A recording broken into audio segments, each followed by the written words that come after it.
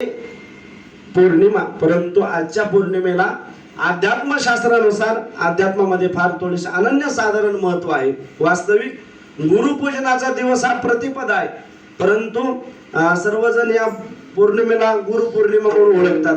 पूजनाचं महत्व आहे.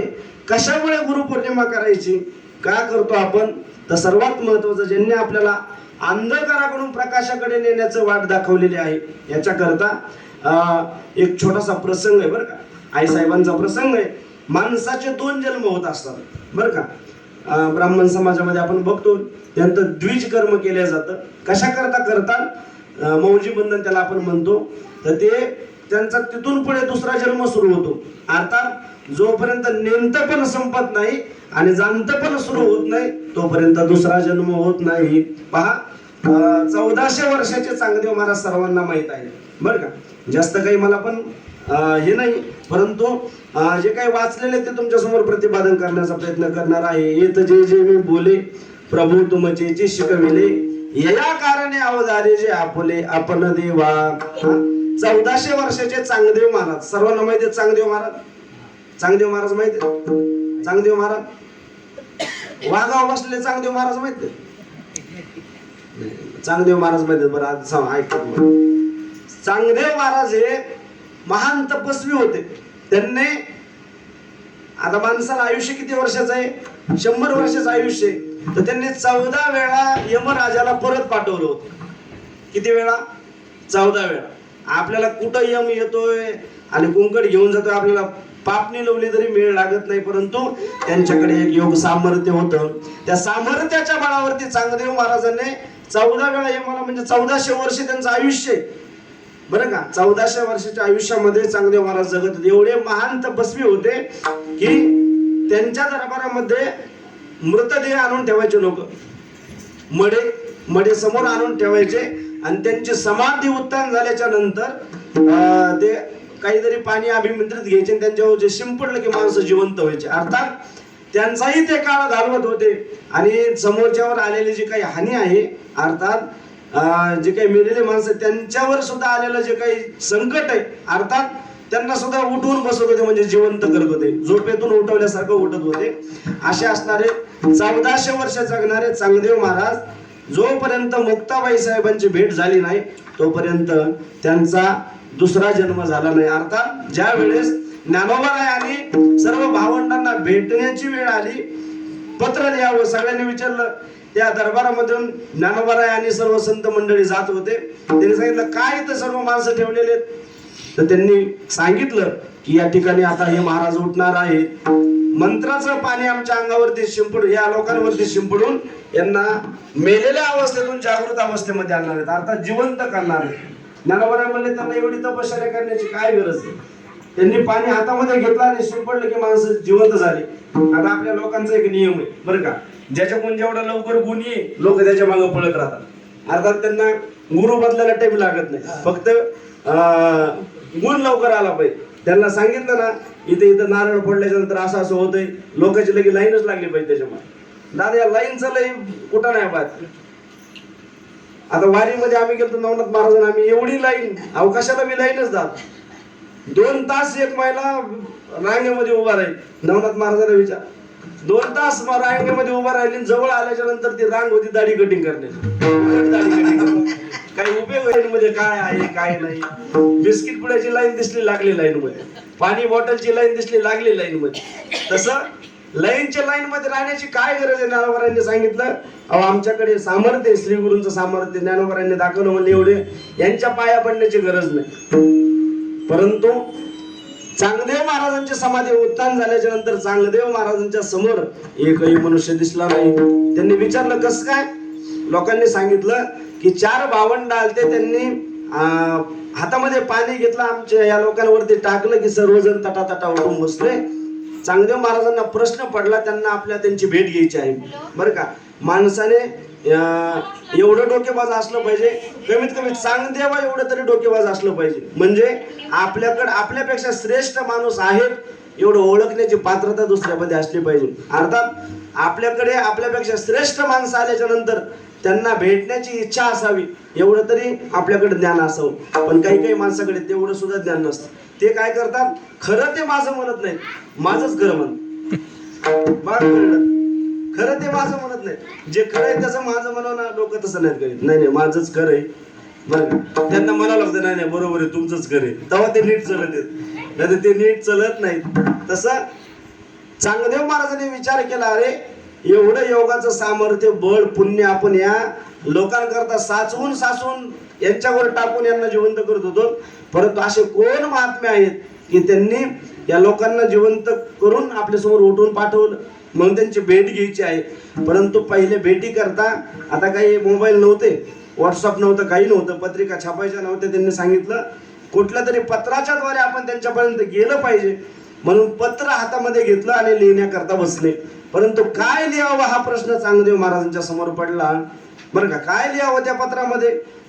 त्या पत्रामध्ये असं लिहिता येईल ना की माझा तुम्हाला आशीर्वाद आहे, आशीर्वाद द्यावा तर आपल्यापेक्षा कार्य मोठं आहे बरं का. नमस्कार टाकावा तर आपण त्यांच्यापेक्षा मोठे आहोत. ही दुविधा चांगदेव महाराजांच्या समोर निर्माण झाली आणि कोरा कागद पाठवला. कोणाकडे? ज्ञानोबारायांकडे. 4 भावंडाकडे कोरा कागद पाठवला आणि आल्याच्या नंतर प्रत्येक जण तो कागद वाचू लागले.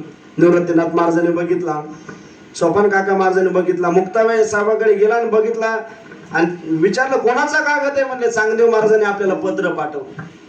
मुक्ताबाई हसायला लागल्या, म्हणले अरे 1400 वर्ष जगलेला चांगदेव आणखी कोराच राहिला. सर्वांना कथा भाग माहिती आहे, मला त्याच्यातला मुद्दा सांगायचा आहे. परंतु ज्ञानोबाराय हे ज्ञानोबा आहेत महाराज, ज्ञानोबारायचं अंतकरण हे ज्ञानोबारायांचं अंतकरण आहे. ज्ञानोबारायांनी सांगितलं मुक्ता, अरे मोठ्या माणसांना असं उद्धटपणे बोलू नये बरं का. मोठ्या माणसाला असं उद्धटपणे बोलू नये, जरी त्यांचा अधिकार कशाही पद्धतीचा असू द्या, परंतु ते एक महान योगी आहेत. ते महान योगी असल्यामुळे त्यांना आपण उद्धटपणे बोलू नये. म्हणून ज्ञानोबारायांनी त्याच्यावरती काही एक टिप्पणी लिहून दिली, त्याला आपण चांगदेव 65 या नावाने ओळखतो. ज्ञानोबारायांनी ते पाठवून दिलं आणि चांगदेवाकरता चांगदेव 65 पाठवली. त्याच्यामध्ये 65 ओव्या लिहिल्या आणि पाठवलं बरं का. पाठवल्याच्या नंतर ज्यावेळेस चांगदेव महाराज यांची भेटी करता आले, चांगदेव महाराज वाघावरती बसून आले, ते चांगदेव 65 वाचले आणि वाचल्याच्या नंतर त्यांच्या अंतकरणामध्ये एक प्रकाश निर्माण झाला. ज्ञानाचा प्रकाश होता. चांगदेव म्हणे आजी जन्म आलो आणि गुरुपुत्र झालो. मुक्ता ही समाजात तुमच्या समोर एक प्रश्न आहे. चांगदेव महाराज जर 1400 वर्ष जगले तर चांगदेव महाराजांनी असं का म्हणावं? चांगदेव म्हणे आजी जन्म आलो, माझा हा प्रश्न आहे बरं का. 1400 वर्ष जगणारा माणूस आज कसा जन्माला येईल? आज जन्माला येईल का? येणार नाही. त्याचं एकच कारण आहे की गुरूंच्या माध्यमातून जे ज्ञान झालं त्या दिवशी माणसाचा दुसरा जन्म होतो. विठ्ठला विठ्ठला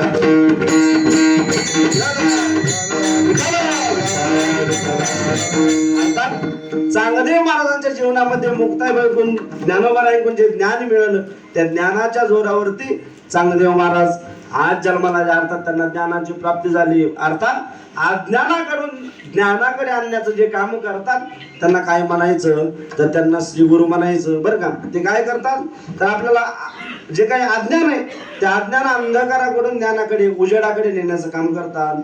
म्हणून आजचा हा दिवस महत्वाचा आहे. वास्तविक भगवंताचे काही जे 24 अवतार सांगितले त्यापैकी 17व्या क्रमांकाचा अवतार म्हणजे व्यास महाराजांचा अवतार आहे. म्हणून या आजच्या पौर्णिमेला आपण व्यास पौर्णिमा सुद्धा म्हणतो. मग कशा करता व्यास पूजन करतो आपण तर ज्ञानोबारायांनी एक त्याच्याकरता ओवी खर्च केली ज्ञानेश्वरीमध्ये बरं का. एक ओवी का खर्च केली? ज्ञानोबाराय म्हणतात मी कोणाचा गुरु नाही बरं का, माझे गुरु निवृत्तीनाथ महाराज आहेत. आपण सर्वजण ज्ञानोबारायांना गुरु मानतो. ज्ञानोबारायांचे गुरु निवृत्तीनाथ महाराज आहे. आदिनाथ गुरु सकळ सिद्धांचा सर्व परंपरा आपण म्हणतो बरं का. आदिनारायण साराचे जे सार ते बी परंपरा आपण म्हणतो. भगवान विष्णू पासून हे ज्ञान प्रगट झालं, असं झालं तसं झालं सर्व म्हणतो. परंतु आजच्या पौर्णिमेला व्यास पूजन का म्हणतात तर जे काही देवाचं जे काही ज्ञान आहे, जे वेद आहे त्या वेदाचे 4 खंड करण्याचं काम कोणी केलं असेल तर देवाचेच अवतार जे काही बादरायण व्यास आहे त्या व्यासांनी हे सर्व ज्ञान आपल्याला काय केलेलं आहे उघड करून ठेवलेलं आहे. म्हणून आजच्या या पौर्णिमेला व्यासपूजन सुद्धा म्हणतात. सर्वात महत्वाचं आपण याला काय म्हणतो व्यासपीठ म्हणतो बरं का. व्यासपीठ का म्हणतो त्याचं सुद्धा एक कारण आहे. म्हणून का म्हणतो आपण एक ओवी मी तुम्हाला सांगतो ज्ञानोबारायांचे. ज्ञानोबाराय म्हणतात मनोनी महाभारती जे नाही नोहेची लोकी ती आणि येणे कारणे म्हणे पायी व्यासोच्चिष्ट जगत्रय. बर का, महाभारतात नाही ते असं जगात कुठेही नाही. म्हणजे जगात आहे आणि महाभारतात नाही असं होणार नाही. जे महाभारती आहे ते सर्व जगतामध्ये पसरलेले तेच ज्ञान सगळीकडे. परंतु ज्ञानोबा म्हणतात या कारणामुळे मी म्हणतो की सर्व ज्ञान हे व्यासांचं काय उच्चिष्ट आहे. आता उच्चिष्ट कशाला म्हणायचं, खाता खाता ठेवलेलं हे काय आहे, व्यासांचं ज्ञान सगळं उष्ट आहे. आता उष्ट म्हणणे म्हणजे काय, हे सर्व ज्ञान हे व्यासांच्या मुखातून बाहेर पडलेले.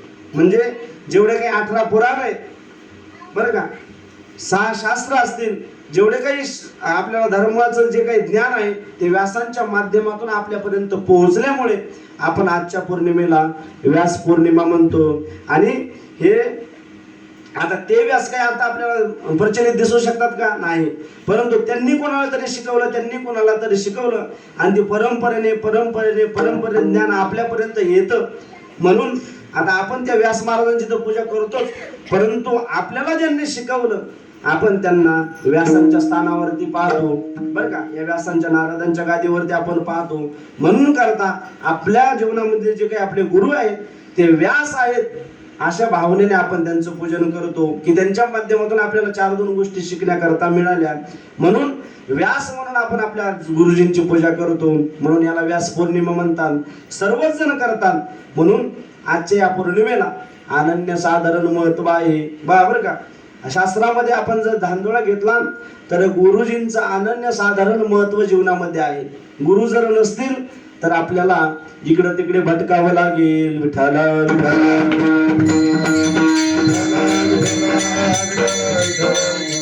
मीराबाई म्हणतात की आपल्याला जर सरळ मार्गाने चालायचं असेल तर कुठल्या तरी मार्गाची गरज आहे. मार्ग कळत नसेल तर वाट म्हणा, एखाद्या वाटेची गरज आहे आपल्याला, एखाद्या वाटेने चालायचंय, कुठल्या तरी एखाद्या ध्येयापर्यंत आपल्याला पोहोचायचं आहे. परंतु आपल्या जीवनामध्ये वाट दाखवणारा कोणीतरी असला पाहिजे. गुरु बिन कोण बता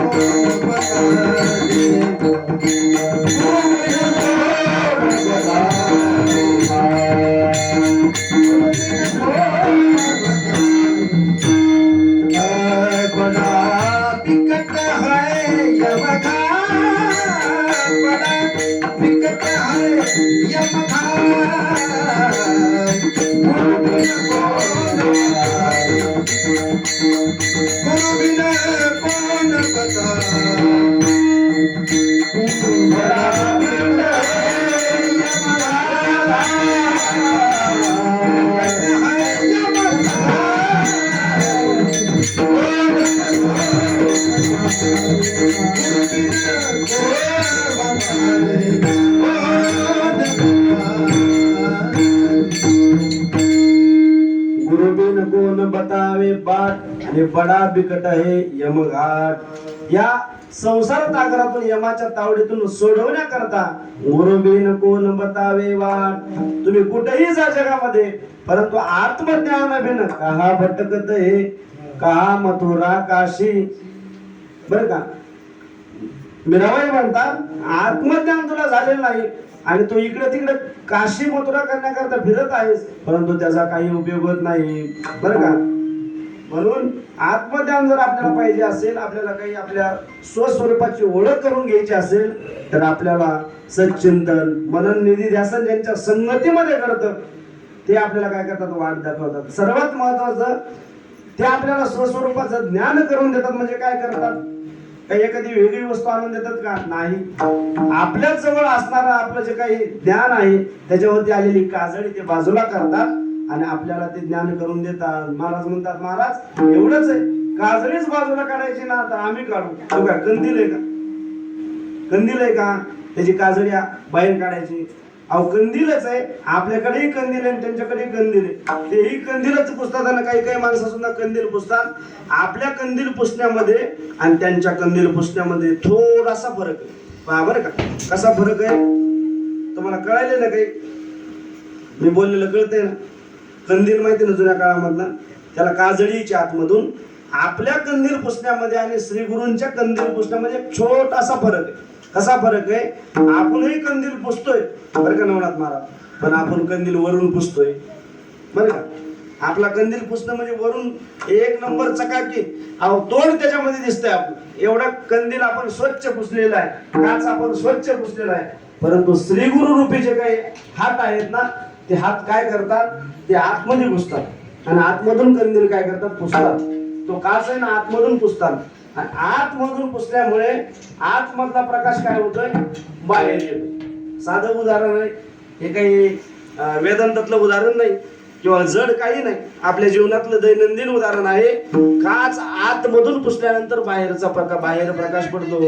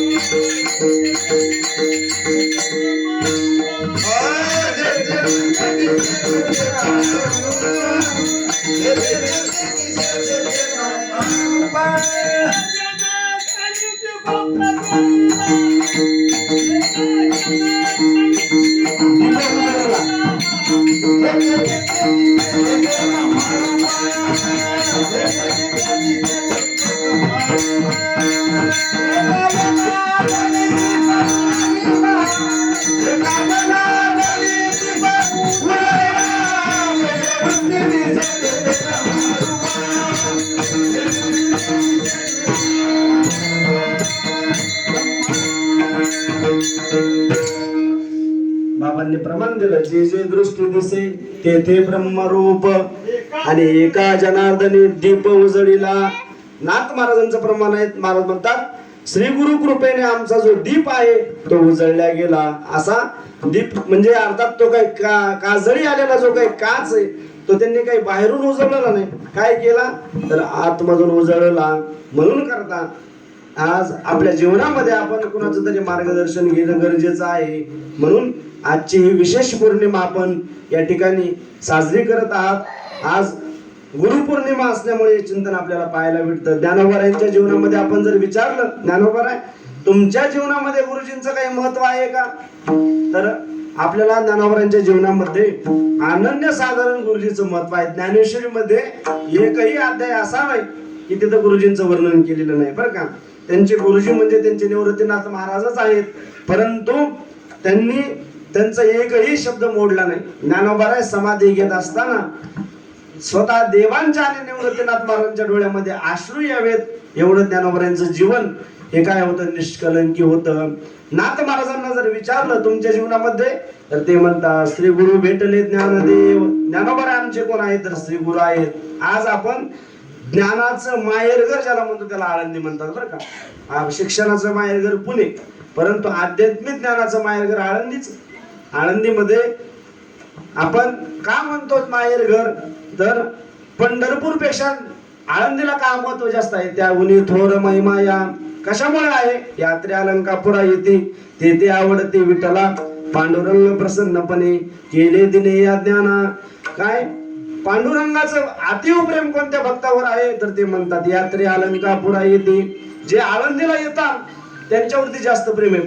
म्हणजे त्याहुनी थोर महिमा या आळंदीचा महिमा का विशेष आहे, तर तिथं त्या देवाचं ज्ञान कुठे भेटतं, तर ते आळंदीला भेटतं. पांडुरंगाकडे ज्ञान आहे, परंतु पांडुरंगाला ओळखण्याचं सामर्थ्य ज्या श्री गुरुकडे भेटतं ते श्री गुरु आमच्या आळंदीला आहेत. पहा ना तुम्ही, नामदेव महाराज हे देवाच्या नित्य वास्तव्याला असणारे संत आहेत, परंतु ज्ञान झालं का, ज्ञान झालं नाही. परंतु ज्ञान झाल्याच्या नंतर पांडुरंगाला म्हणाले, अरे पांडुरंगा चपाती घेऊन जाऊ नको, तुपाची वाटी पण घेऊन जा. म्हणजे हर एक गोष्टीमध्ये प्रत्येक घट घट बीच में राम असं ज्ञान करून घेण्याकरता आपल्याला आळंदी या तीर्थक्षेत्र ठिकाणी यावं लागतं. अर्थात ज्ञानोबारायांच्या चरण सानिध्यामध्ये आल्याच्या नंतर आपल्याला ते आत्मज्ञान थोडंसं प्राप्त होण्याचा प्रयत्न आपण केल्याच्या नंतर ते प्राप्त होतं. म्हणून ज्ञानोबारायांचं विशेष अनन्य साधारण महत्व आहे. ज्ञानोबारायांच्या जीवनामध्ये श्री गुरूंचं अतीव महत्व आहे. पहा ना तुम्ही, ज्ञानोबारायांची जर ज्ञानेश्वरी उघडली तर ज्ञानोबाराय म्हणतात, आता अभिनव वागविलासिनी जे चातुर्यार्थ कला कामिनी, ते शारदा विश्वमोहिनी नमिनी मिया मज हृदयी सद्गुरु जेने तारिलो हा संसार पुरू मनोनी विशेष त्याधरो विवेकावरी जैसे. ज्ञानोबरांनी काही उदाहरण याच्यामध्ये सांगितलेले आहेत की मनोनी जाणतेने गुरु भजिजे तेने कृत कार्य होईजे जैसे मूळ सिंचने सहजे शाखा पल्लव संतोषती. ज्ञानोबराय म्हणतात कशाप्रमाणे श्री गुरु काम करतात तर ते म्हणतात जैसे डोळ्यांजन भेटे. बरं का, ज्ञानोबरांनी उदाहरण सांगितलेलं आहे. इकडचे तिकडचे उदाहरण सांगितल्यापेक्षा ज्ञानोबरांचे सांगितलेले चांगले. बरं का, ज्ञानोबराय म्हणतात जैसे डोळ्यांजन भेटे. ज्ञानोबराय म्हणतात ते वेळी दृष्टीसी फाटा फुटे आणि मग वास पाये तेत प्रगटे महानिधी. बरं का, बरेच जण म्हणतात आम्हाला जमिनीतलं पाताळातलं धन कळत. बरं का, ज्ञानोबरांनी उदाहरण दिलं कोणालाही कळत नाही, त्याच्या डोळ्यामध्ये अंजन घालावं लागतं आणि ज्याच्या डोळ्यामध्ये अंजन घातलं त्याला प्रत्येक ठिकाणचं धन दिसतं. आता आपल्याला धन दिसतं का? आपल्याला धन दिसत नाही महाराज. आपली गती कशी झाली दादा? आपली गती म्हणजे सारखी निदैवासारखी झालेली, म्हणजे भाग्य हिरासारखी आपली गती झालेली आहे. कशी? ज्ञानोबरायच म्हणतात निदैवाच्या परिवरी लोया रुतल्या असती सहस्रवरी आणि तेत बैसोनी उपवास करी का दरिद्री जी. दरिद्री माणूस काय करतो? ज्या ठिकाणी तो बसलेला आहे त्याच्या खाली जमिनीमध्ये सोन्याचा हंडा ठेवलेला आहे, सोन्याच्या मोहराचा हंडा ठेवलेला आहे. या दादा जे आहे सोन्याचा हंडा ठेवलेला आहे आणि सोन्याचा हंडा ठेवून तो त्याच्यावरती बसलेला आहे. सतरंजी आसन टाकून बसला आणि बसल्याच्या नंतर दादा मला जेवायला देता का? मला जेवायला देता का? भीक मागतोय. कोणासमोर? जगासमोर भीक मागतोय. परंतु त्याच ठिकाणी एखादा लोचन पायाळू मनुष्य जर गेला तर त्याला वाटतं अरे अरे अरे काय उपयोग आहे याचा? हा ज्या आसनावरती बसलेला आहे त्या आसनाच्या खाली सोन्याचा मोहराचा हंडा आहे. तो जर हंडायला मिळाला तर तो त्याचं जीवन परम भाग्य झाल्याशिवाय राहणार नाही. परंतु तो त्या ठिकाणी बसून उपवासी म्हणजे काय म्हणतात उपवास करी अर्थात भुकेसाठी भीक मागतो आहे. कशावरती बसून? त्या धनाच्या हंड्यावरती. ज्ञानोबराय ज्ञानोबरांची ज्ञानेश्वरी ही आपल्याला त्याचप्रमाणे आहे. त्या ज्ञानेश्वरीवरती एक पडदा आहे आणि त्याच्यावरती बसून आपण काय मागतोय? ज्ञानाची भीक तो लोकांच्या दारामध्ये मागतोय. परंतु तीच जर ज्ञानेश्वरी उघडली तर जैसे डोळ्यांजन भेटे ती वेळी दृष्टीसी फाटा फुटे आणि मग वास पाहिजे प्रगटे महानिधी. त्याच्या डोळ्यामध्ये जर अंजन घातलं तर जिथं बसल त्या ठिकाणी त्यांना काय होईल माहिती? आत्मज्ञान होणार आहे. ते दिसतं. त्याप्रमाणे ज्ञानोबराय म्हणतात की काय कशाप्रमाणे जैसे डोळे अंजन भेटे ते वेळी दृष्टीचे फाटा फुटे आणि मग वास पाहिजे तर प्रगटे महानिधी. ज्ञानोबराने आणखी एक उदाहरण दिलं का चिंतामणी आली या हाती सदा विजय वृत्ती मनोरथे आणि तैसा पूर्ण काम श्री निवृत्ती ज्ञानदेव म्हणे. ज्ञानोबराय म्हणतात की एखाद्याच्या हातामध्ये चिंतामणी सारखा दगड यावा. बरं का, चिंतामणी एक दगड आहे. मणी यावा आणि मणी आल्याच्या नंतर त्याच्या मनातल्या सर्व चिंता दूर व्हाव्या. बरं का, का चिंतामणी आली या हाती आणि सदा विजय वृत्ती मनोरथी. मनामध्ये पराजय त्याच्या मनामध्ये कधीच येत नाही. जे काम हातामध्ये घेतलं ते यशस्वीरित्या पार होतं. असा असणारा चिंतामणी तैसा पूर्ण काम श्री निवृत्ती ज्ञानदेव म्हणे. ज्ञानोबरायांनी चिंतामणीची उपमा ज्ञानोबरायांनी दिली. परंतु हे कोणाच्याही शक्य नाही. ज्ञानोबराय म्हणतात मनोनी जाणतेने गुरु भजिजे. बरं का, जाणते माणसात त्यांना काय करतात? भजण्याचा प्रयत्न करतात. अर्थात जाणते माणसालाच थोडंफार ते करतात किंवा जाणते माणसानेच गुरुला भजावं. जाणतेने गुरु भजिजे तेने कृत कार्य होईजे आणि जैसे मूळ सिंचने सहजे शाखा पल्लव संतोषती. जाऊ दे, इथून मागचं आमच्या कामाचं होतं, तुमच्या कामाचं विचारतो. बरं का, बसलेले मंडळी, झाडावर पाणी टाकत असताना झाडाच्या फुलावर पानावर फांद्यावर पाणी टाकावं का झाडाच्या मुळाला पाणी टाकावं? होय मोठे महाराज, हा बुडाला पाणी टाकावं ना. झाडावर जर असं फवारा मारला तर झाड वाढणार आहे का? झाड वाढणार नाही. ज्ञानोबराने सांगितलं तसं तुम्ही इतर कोणाकडे जरी गेले तरी तुमच्या ज्ञानामध्ये भर होणार नाही. जैसे मूळ सिंचने सहजे. बरं का, सहज हा शब्द महत्वाचा आहे. मग सहज काय काय होतं? तर सहज त्यांच्या संगतीमध्ये जर तुम्ही गेलात तर सहज तुमचा परमार्थ वाढला जातो. सहज त्यांच्या ऐकता गोष्टी आणि परमार्थ पोटी दृढावी. परमार्थ जर दृढ करायचा असेल, ज्ञान जर दृढ करायचं असेल तर त्यांच्या सहजपणामध्ये सुद्धा ज्ञान काय होतं, बळकट होतं. म्हणून ज्ञानोबराय म्हणतात, जैसे मूळ सिंचने सहजे शाखा पल्लव संतोषती. सर्वांना आनंद प्राप्त करायचा असेल तर झाडाच्या मुळाला पाणी टाकणं गरजेचं आहे. तसं आपल्याला वेगवेगळं ज्ञान प्राप्त करायचं असेल, अर्थात आपलं आत्मज्ञान जर प्राप्त करायचं असेल तर दुसऱ्या कोणाच्याही गुणाला पाणी टाकून उपयोग नाही. श्री गुरूंचे पाय धरण्याशिवाय आपल्याला ते प्राप्त होणार नाही. कारण इतर जे काही लोक आहेत ते इतर लोक तुम्हाला फक्त चांगलं दाखवतील, बरं का. जे दिसणार आहे ते दाखवतील, स्वच्छ दाखवतील, परंतु संत महात्मे श्री गुरु हे न दिसणार तुम्हाला दाखवणार आहेत.